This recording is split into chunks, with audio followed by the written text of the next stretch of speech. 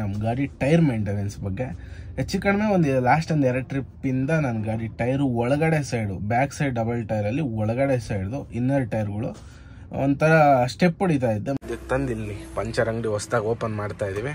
ಅಲ್ಲಿ ನೋಡಿ ನಮ್ಮ ಚಿತ್ರದುರ್ಗ ಯಾವ ಥರ ಕಾಣುತ್ತೆ ಇಲ್ಲಿಂದ ವ್ಯೂ ಅಂತ.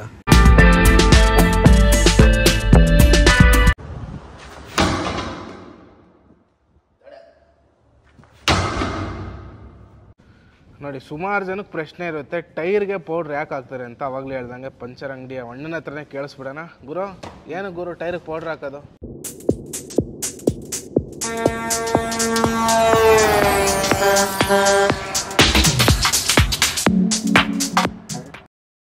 ಹಾಯ್ ಫ್ರೆಂಡ್ಸ್, ಎಲ್ಲರಿಗೂ ವೆಲ್ಕಮ್ ಬ್ಯಾಕ್ ಟು ಏಟ್ರಾ ಕ್ಲಾಸ್. ನಾನು ಮಜಾ ಇವತ್ತಿನ ಬ್ಲಾಗ್ ಏನಪ್ಪ ಅಂದರೆ ಸದ್ಯಕ್ಕೆ ನೋಡ್ಬೋದು ಗಾಡಿಯಲ್ಲಿ ನಿಲ್ಲಿಸಿದ್ದೀವಿ. ಗಾಡಿಯಲ್ಲಿ ತಂದು ನಿಲ್ಲಿಸಿ ಒಂದು ವಾರ ಆಯಿತು. ಹೆಚ್ಚು ಕಡಿಮೆ ನಾವು ಸೋಮವಾರ ಚಳ್ಕೆರೆ ಖಾಲಿ ಮಾಡ್ಕೊಂಬಂದು ಶೋರೂಮ್ ಬಿಟ್ಟಿದ್ದು. 2 ದಿನ ಆದಮೇಲೆ ಗಾಡಿ ಎತ್ಕೊಂಬಂದು ಇಲ್ಲಿ ಹಾಕಿ ಮನೆಗೆ ಹೋಗಿದ್ದು. ಇವತ್ತು ಬಂದಿದ್ದೀವಿ, ಶನಿವಾರ. ಇವತ್ತು ಹೆಚ್ಚು ಕಮ್ಮಿ 5-6 ದಿನ ಆಯಿತು ಗಾಡಿ ನಿಂತ್ಕೊಂಡು.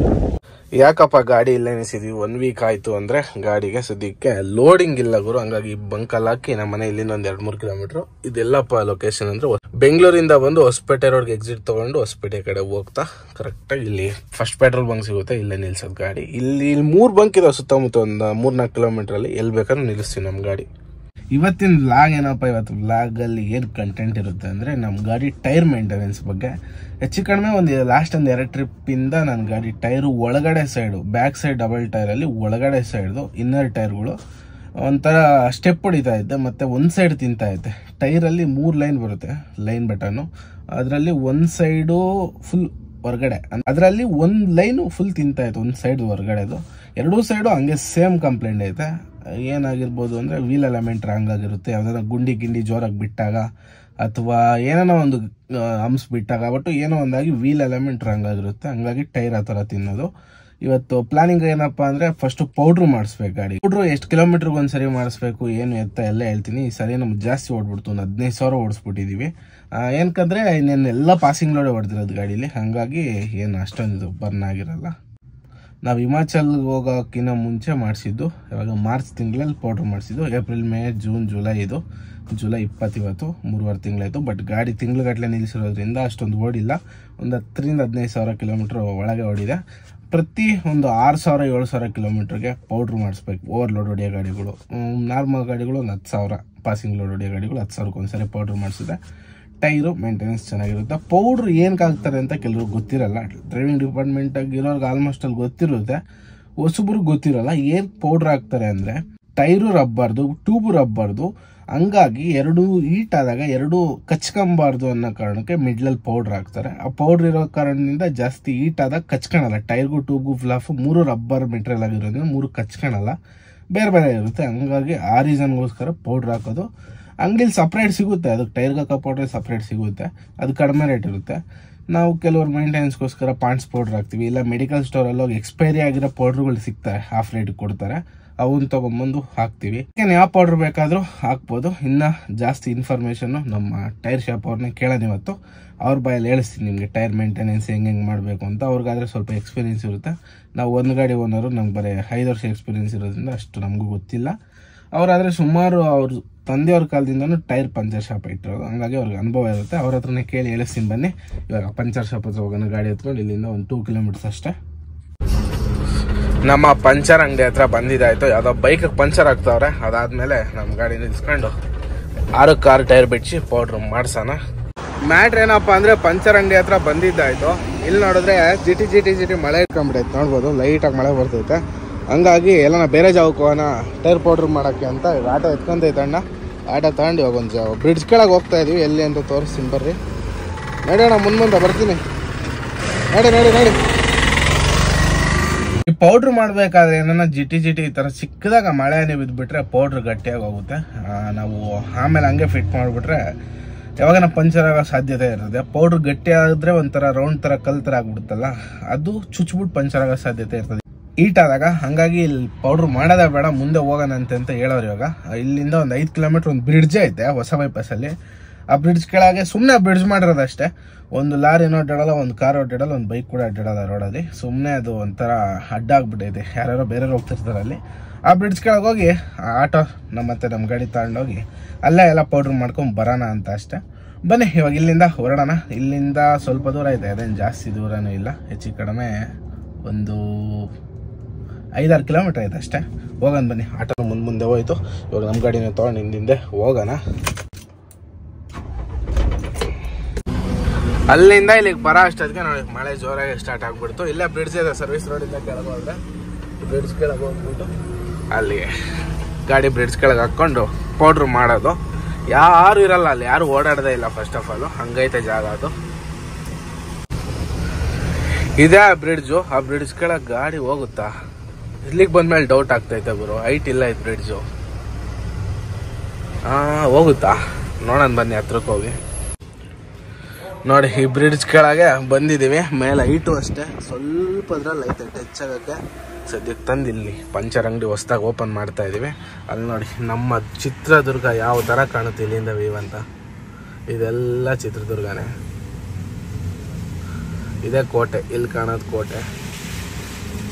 ಇದೇ ದುರ್ಗದ ಕೋಟೆ. ಕ್ಲಾರಿಟಿಯಾಗಿ ಬರ್ತಾ ಇಲ್ಲ, ಭಾಳ ಝೂಮ್ ಆಗ್ತಾ ಇದ್ದೀನಿ. ಹೆಚ್ಚು ಕಮ್ಮಿ ಇಲ್ಲಿಂದ ಅಲ್ಲಿಗೆ ಒಂದು 5-6 ಕಿಲೋಮೀಟ್ರ್ ಐತೆ. ಹಂಗಾಗಿ ನೋಡಿ ಈ ಥರ ಇದ್ದಿದ್ದು ಝೂಮ್ ಹಾಕಿದ್ರೆ ಈ ಥರ.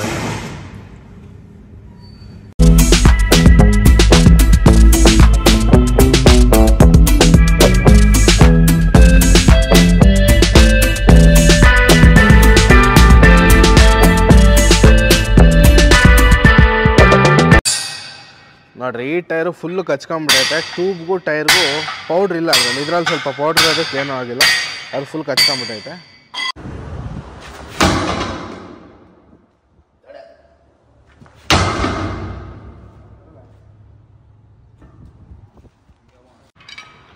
ಹತ್ತು ಸಾವಿರ ಕಿಲೋಮೀಟ್ರಿಗೆ ಟೈರ್ ಪೌಡ್ರ್ ಮಾಡಿಸಿಲ್ಲ ಅಂದರೆ ನೋಡಿ ಈ ಥರ ಸಮಸ್ಯೆಗಳು ಆಗ್ತವೆ. ಏನಣ್ಣ ಕರೆಕ್ಟಾ? ಹೌದು. ಎಷ್ಟು ಕಚ್ಕೊಂಡ್ಬಿಟ್ಟೈತೆ ಇದ್ರಿಂದ. ಒಂದು ಟೈರ್ ಏನೋ ಸಮಸ್ಯೆನೇ ಇಲ್ಲ, ಇನ್ನೊಂದು ಟೈರ್ ಇಬ್ಬರು ಸೇರಿ ಬಿಚ್ಚಿದ್ರು ಬಿಚ್ಚೋಕ್ಕಾಗ್ತಾ ಇಲ್ಲ. ಅದು ಒಳಗೆ ತೋರಿಸ್ತೀನಿ ನಿಮ್ಗೆ ಏನಾಗೈತೆ ಅಂತ ಆಮೇಲೆ. ಅಂತ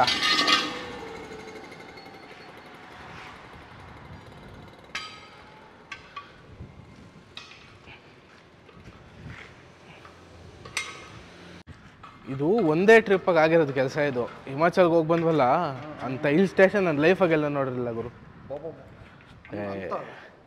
ಘಾಟ್ 25-30 ಕಿಲೋಮೀಟ್ರ್ ಘಾಟ್ ಇಳಿಸೋ ಅಷ್ಟೊಂದು 3 ಟೈರ್ ಕಿತ್ಕೊಂಡವ್ ಲೆಕ್ಕ ಹಾಕು ಒಂದೇ ಸರಿ. ಒಂದ್ರಿಂದ ನೆಕ್ ಕಿತ್ಕೊಂಡು ಹೋಗಿರೋದು ಈಟಾಗಿ ಫುಲ್. ಹಾಂ 3 ಟೈರು ಬಂದು. ನಾನು ಯಾವುದೋ ದೇಶದಾಗೆ ಯಾವುದೋ ಟೆನ್ಷನ್ ಆಗಿದ್ದೆ, ಹ್ಯಾಂಡ್ ಬ್ರೇಕ್ ಬೇರೆ ಹಾಕ್ಬಿಟ್ಟೆ. ಒಂದಾಗಿದ್ದು 2 ಕಿತ್ಕೊಂಡು ಹೋದ್ವಲ್ಲ. 3 ಟೈರು ಅಲ್ಲೇ ಒಂದೇ ಜಾಗದಾಗೆ 4 ಟೈರ್ ಪಂಚರ್ ಹಾಕ್ಸಿದ್ದಾಗತ್ತೆ ಅಲ್ಲಿ. ಅದೊಂದು ತೆಗಿಯೋಕೆ ಇಷ್ಟು ತಾಪತ್ರಯ ಪಟ್ಟೆ. ಹೆಂಗೆ ಕಚ್ಕೊಂಡೈತೆ ನೋಡಿ ಗುರು. ನೋಡಿ ಯಾವ ಥರ ಆಗೈತಂತ ಇಲ್ಲ. ಲೈನ್ ಇದೇ ಎಫೆಕ್ಟ್ ಆಗಿರೋದು. ಬಿಚ್ಚಿ ನೋಡೋಣ ಒಳಗೆ ಏನೋ ಟ್ಯೂಬ್ ಗೀಪ್ ಕೊಯ್ಕೊಂಡೈತೇನೋ ಗೊತ್ತಿಲ್ಲ.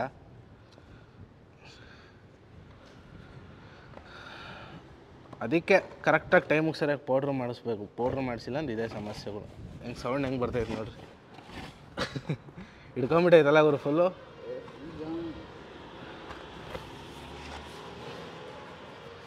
ಫ್ಲಾಪ್ ಏನೂ ಆಗಿಲ್ಲ ಸದ್ಯ.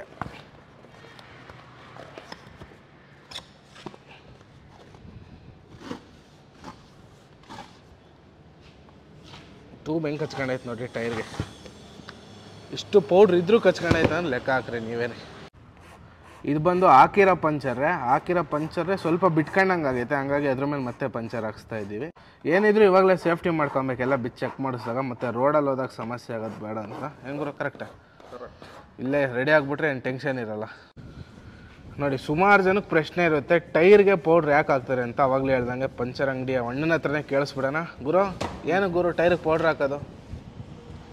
ಪೌಡ್ರ್ ಹಾಕೋದು ಏನಕ್ಕಂದರೆ ನಿಮಗೆ ಟೈರ್ ಲೈಫ್ ಬರ್ತದೆ. ಮತ್ತು ನಿಮಗೆ ರೀಬೆಲ್ಟ್ ಏನಾದರೂ ಬೇಕಂದರೆ ರೀಬೆಲ್ಟಿಗೂ ಬರ್ತವೆ. ಪೌಡ್ರ್ ಹಾಕಿಲ್ಲ ಅಂದರೆ ಜಾಮ್ ಆಗಿ ಒಂದು ಸರ್ತಿ ಪಂಚರ್ ಆಯಿತು ಅಂದರೆ ಸೈಡಿಂದೆಲ್ಲ ಏರ್ ಬಂದ್ಬಿಡ್ತದೆ ಈಟ್ ಕಚ್ಕೊಂಡು.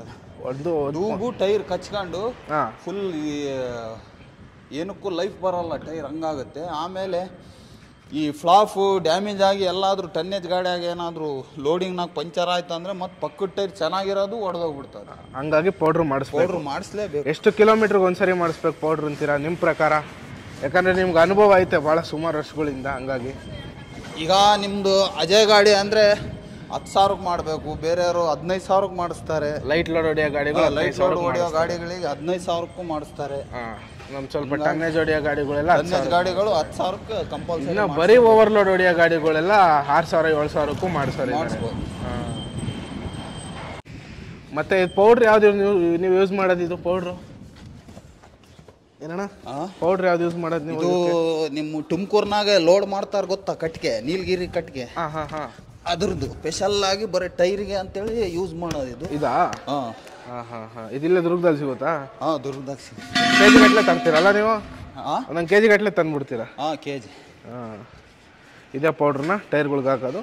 ನಾವು ಕೆಲವು ಸಾರಿ ಪಾಂಡ್ಸ್ ಪೌಡ್ರು ಕೂಡ ಹಾಕಿದೀವಿ, ಅಣ್ಣನ ಕೈಯೆಲ್ಲ ಹಾಕ್ಸಿದೀವಿ ಅವಾಗ. ಮತ್ತೆ ಈ ಮೆಡಿಕಲ್ ಸ್ಟೋರ್ ಎಕ್ಸ್ಪೈರ್ ಪೌಡ್ರು ತಂದು ಹಾಕ್ತಾರಲ್ಲ ಕೆಲವರು, ಮೆಡಿಕಲ್ ಸ್ಟೋರ್ಗಳಿಗೆ ಎಕ್ಸ್ಪೈರ್ ಆಗಿರೋ ಪೌಡ್ರು ತಂದು ಹಾಕ್ತಾರೆ. ಅವು ನಡೀತಾವ, ಏನಿಲ್ಲ. ಪೌಡ್ರ್ ಒಂದು ಟೈರ್ ಫಿಟ್ ಮಾಡ್ತಾ ಇದ್ದಾರೆ. ಇದು ಫಿಟ್ ಮಾಡಿಸಿ ಈ ಟೈರ್ನ ಫಿಟ್ ಮಾಡಿಸ್ಬೇಕು. ಟ್ಯೂಬ್ ಪ್ಲಫ್ ಏನು ಡ್ಯಾಮೇಜ್ ಆಗಿಲ್ಲ, ಹಂಗಾಗಿ ಇವನ್ನೇ ಹಾಕ್ಸೋದು. ಅದೊಂದು ಪಂಚರ್ ಒಂದು ಆಗಿತ್ತು, ಅದೊಂದು ರೆಡಿ ಆಯ್ತು ಅವಲ್ಲೇ. ನೋಡಿ ಟೈರೆಲ್ಲ ಒಂಥರ ಪೌಡ್ರೆಲ್ಲ ಸುಟ್ಟೋಗ್ಬಿಟ್ಟೈತಿ. ಏನಂದ್ರೆ ಏನು ಕಾಣ್ತಾನೆ ಇಲ್ಲ ಇದ್ರಾಗ. ಆ್ಯಕ್ಚುಲಿ ಸುಮ್ಮನೆ ನೋಡೋಕೆ ಮಾತ್ರ ವೈಟ್ ಕಾಣ್ತಾ ಇತ್ತು, ಫುಲ್ ಬರ್ನಾಗಿ ಹೋಗ್ಬಿಟ್ಟೈತೆ. ಪೌಡ್ರ್ ಇದ್ದಿದ್ರೆ ಇಲ್ಲಿ ಕೆಳಗೆ ಉದುರಿರೋದು. ಹೆಂಗುರು ಏನಂದ್ರೆ ಏನೂ ಇಲ್ಲ, ವೇಸ್ಟ್ ಅದು. ಈಗ ಹೊಸ ಪೌಡ್ರ್ ಹಾಕ್ಬಿಟ್ಟು ಫಿಟ್ ಮಾಡ್ತಾರೆ. ಮತ್ತು ನಾವು ಮೇನ್ ಇವತ್ತು ರೀಸನ್ ಟೈರ್ ಪೌಡ್ರ್ ಮಾಡಿಸ್ತಿರೋದಾಗ ನಮಗೆ ಫ್ರಂಟ್ ಟೈರ್ದೇನು ಸಮಸ್ಯೆ ಇಲ್ಲ. ಅವಾಗ ಇಲ್ಲಿ ಬಿಚ್ಚಿದೀವಲ್ಲ, ಈ ಟೈರ್ದೇನು ಸಮಸ್ಯೆನೇ ಇಲ್ಲ. ಆ್ಯಕ್ಚುಲಿ ನಮಗೆ ಪ್ರಾಬ್ಲಮ್ ಆಗಿರೋ ಅದು ಬ್ಯಾಕ್ ಸೈಡ್ ಟೈರ್ದು. ಅದೇನಾಗೈತೆ ಅಂತ ತೋರಿಸ್ತೀನಿ ಬರೀ. ಬಿಚ್ಚೋಕ್ಕಿಂತ ಮುಂಚೆ ತೋರಿಸಿದ್ರೆ ನಿಮ್ಗೆ ಐಡಿಯಾ ಬರುತ್ತೆ, ಬಿಚ್ಚಿದ ಮೇಲೆ ತೋರಿಸಿದ್ರೆ ನಿಮಗೆ ಗೊತ್ತಾಗಲ್ಲ. ಹಂಗಾಗಿ ಇವೇನು ಟೈರ್ ಕಾಣ್ತಾ ಇದ್ದಾವೆ, ಈ ಟೈರ್ ಬಂದು ರೈಟ್ ಸೈಡ್ದು, back side right side tyre. ಇದು ಹೊರಗಡೆ ಟೈರು, ಇದು ಒಳಗಡೆ ಟೈರು. ಒಳಗಡೆ ಟೈರು ರೈಟ್ ಸೈಡ್ ಬಟನ್ ನೋಡಿ, ಇಲ್ಲಿ ಲೆಫ್ಟ್ ಸೈಡ್ ಬಟನ್ ನೋಡಿ ಹೆಂಗಿದೆ ಅಂದರೆ, ಈ ಕಡೆ ನೋಡಿದ್ರೆ ಲೆಫ್ಟ್, ಇದು ರೈಟು. ಈ ಬಟನ್ ನೋಡಿ ಫುಲ್ಲು ಬಟನೇ ತಿಂದಾಕ್ಬಿಟ್ಟೈತೆ. ಏನಂದ್ರೆ ಏನೂ ಇಲ್ಲ, ಟೈರ್ ಫುಲ್ ಸೋದೋಗೈತೆ. ಇದು ಅಷ್ಟೇ, ಈ ಥರ ಅರ್ಧ ಸ್ಟೆಪ್ ಹೊಡಿತಾಯ್ತು ಹಿಂಗೆ. ಈ ಟೈರ್ದು ಡ್ಯಾಮೇಜು ಆಗ್ತಾಯಿದೆ ನಮಗೆ. ಈ ಟೈರ್ದೇನು ಸಮಸ್ಯೆ ಇಲ್ಲ, ಹೊರಗಡೆ ಟೈರ್ದು. ಈ ಟೈರ್ ತುಂಬ ಸಮಸ್ಯೆ ಆಗ್ತಾಯಿದೆ. ಆ ಕಡೆನೂ ಅಷ್ಟೇ ಸೇಮ್ ಕಂಪ್ಲೇಂಟು, ಅದು ಅಷ್ಟೇ. ಒಳಗಡೆ ಟೈರ್ ಫುಲ್ಲು ತಿಂತಾಯಿದೆ ನೋಡಿ, ಇಲ್ಲಿಂದನೇ ಕಾಣಿಸುತ್ತೆ ನಿಮ್ಗೆ. ಆ ಕಡೆ ಹೋಗಿ ತೋರಿಸ್ತೀನಿ ನಿಮಗೆ. ಇಲ್ಲಿಂದನೇ ಈ ಥರ ಕಾಣಿಸ್ತಾ ಇತ್ತು ನೋಡಿ. ಇದು ಮತ್ತು ಒಳಗಡೆ ಟೈರ್, ಎರಡೂ ಸೈಡು ಒಳಗಡೆ ಟೈರ್ದು ಕಂಪ್ಲೇಂಟ್ ಬಂದಿರೋದ್ರಿಂದ ಇವಾಗ ಪೌಡ್ರ್ ಮಾಡಿಸಿ ವೀಲ್ ಅಲೈನ್ಮೆಂಟ್ ಮಾಡಿಸ್ಬೇಕು ಇವತ್ತೇ. ವೀಲ್ ಅಲೈನ್ಮೆಂಟ್ ರಾಂಗ್ ಆಗಿರೋದ್ರಿಂದ ಆ ಥರ ಸಮಸ್ಯೆ ಆಗಿರುತ್ತೆ. ಕಟ್ಟೆಗಿಟ್ಟೆ ಸ್ವಲ್ಪ ಆ ಕಡೆ ಈ ಕಡೆ ಜರುಗಿರುತ್ತೆ, ಹಂಗಾಗಿ ಈ ಥರ ತಿಂತಾ ಇರುತ್ತೆ ನೋಡಿ. ಇವಾಗ ಗೊತ್ತಾಗುತ್ತೆ ನಿಮಗೆ ಹೊರಗಡೆಯಿಂದ. ಈ ಬಟನ್ ಏನೇನೂ ಇಲ್ಲ, ಹೆಂಗೆ ತಿಂದಾಕ್ಬಿಡೈತೆ ಅಂದ್ರೆ ಹಂಗೆ ತಿಂದಾಕ್ಬಿಡೈತೆ. ಏನು ಗುರು ಹಿಂಗೆ ತಿಂದಿರೋದು? ಇದು ಕಾರಣ ಇದು ಇಲ್ಲ ಅಂದರೆ ಟೈರ್ ಏನೋ ಬ್ಲೇಡ್ ಪ್ರಾಬ್ಲಮ್ ಇರ್ಬೋದು, ಇಲ್ಲ ಇವು ಲೂಸ್ ಇರ್ಬೋದು. ಯಾಕೆ ಯೂಕ್ಲಾಂಪ್ ಲೂಸ್ ಇರೋಕ್ಕೆ ಚಾನ್ಸ್ ಇಲ್ಲ ನನ್ನ ಪ್ರಕಾರ. ಟೈಟ್ ಮಾಡಿಸಿದ್ದೆ ನಾನು. ಏನು ಸಮಸ್ಯೆ ಅಂದರೆ ಈ ಗುಂಡಿ ಪಂಡಿ ಬಿಟ್ಟಾಗ ಏನಾನ ಸ್ವಲ್ಪ ಜರುಗಿರ್ಬೋದ ಕಟ್ಟೆ ಅನ್ನೋದು ನನಗೆ ಡೌಟ್ ಇರೋದು. ಅದೇ ಒಟ್ಟು ಬ್ಲೇಡ್ ಸೈಡ್ ಸಮಸ್ಯೆ ಇಂದನೇ ಟೈರ್ ಹತ್ರ ತಿನ್ನೋದು ಇದು ಸಮಸ್ಯೆ ಆಗಿರುತ್ತೆ. ಸ್ವಲ್ಪ ಆ ಕಡೆ ಈ ಕಡೆ ಜರುಗಿರೋದು, ಗುಂಡಿ ಪಂಡಿ ಬಿಟ್ಟಾಗ, ಇಲ್ಲ ಹಂಪ್ಸ್ಗಳು ಬಿಟ್ಟಾಗ, ರಾತ್ರಿ ಹೊತ್ತು ಕಾಣ್ತಾ ಇರೋ ಟೈಮಲ್ಲಿ ಆವಾಗೇ ಆ ಥರ ಟೈರ್ ಇದಾಗೋದು, ಪ್ರಾಬ್ಲಮ್ ಆಗೋದು. ಇಲ್ಲಾಂದರೆ ಅಷ್ಟು ಸುಲಭವಾಗಿ ಏನೂ ಆಗೋಲ್ಲ ಟೈರ್ಗಳು.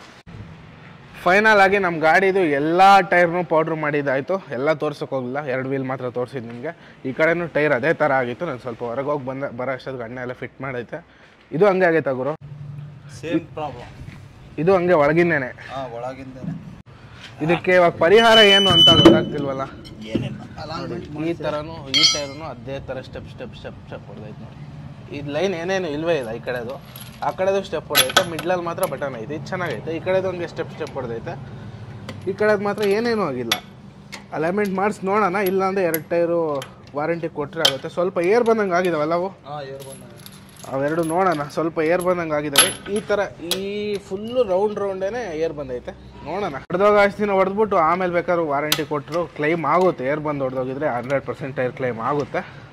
ಫೈನಲ್ ಆಗಿ ನಮ್ಮ ಗಾಡಿದ ಕೆಲಸ ಎಲ್ಲ ಮುಗ್ದಿದ್ದಾಯಿತು. ಇನ್ನೇನು ಏರ್ಗಿರ್ ಎಲ್ಲ ಹಿಡ್ದಿದ್ದಾಯಿತು, ಫಿಟ್ ಮಾಡಿದ್ದು ಎಲ್ಲ ಆಯಿತು. ಜಾಕ್ ಒಂದು ಇಳಿಸ್ಬಿಟ್ಟು ಜಾಕ್ ಇವಾಗ ಹಣ್ಣು ಕೊಟ್ಬಿಟ್ಟು ಹೋಗಬೇಕು.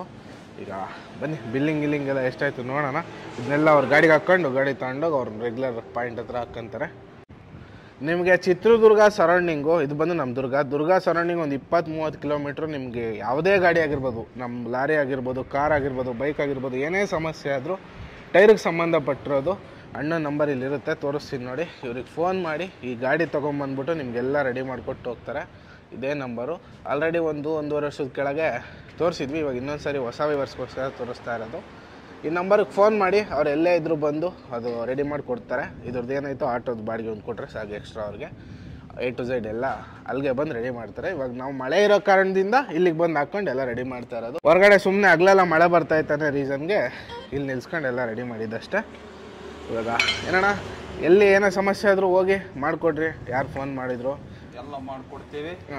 ಆದರೆ ನಮಗೆ ಎಲ್ಲ ಬೆಳಗಾಂ ಡ್ರೈವರು ಮತ್ತು ಬಿಜಾಪುರ ಡ್ರೈವರ್ಗಳು, ಆಮೇಲೆ ಹೊಸಪೇಟೆ ಡ್ರೈವರ್ಗಳು ಎಲ್ಲ ನಿಮ್ಮಿಂದ ಭಾರಿ ಸಬ್ಸ್ಕ್ರೈಬರ್ಗಳು ನಿಮಗೆ ಫೋನ್ ಮಾಡಿ ನಮಗೆ ನನ್ನ ನಂಬರ್ ಕೇಳ್ಕೊಂಡು ಅಣ್ಣನ್ಗೆ ಯಾರು ದಯವಿಟ್ಟು ಫೋನ್ ಮಾಡಬೇಡ್ರಿ, ಅದೊಂದು ರಿಕ್ವೆಸ್ಟ್ ಅಷ್ಟೇ. ಲಾಸ್ಟ್ ಟೈಮ್ ಒಂದು 300-400 ಫೋನ್ ಹೋಗಿ ರಾತ್ರಿ ಎಲ್ಲ ಮೊಬೈಲ್ ಸ್ವಿಚ್ ಆಫ್ ಮಾಡಿ ಅವೆಲ್ಲ ಕತೆ ಆಗಿದ್ದಾವೆ.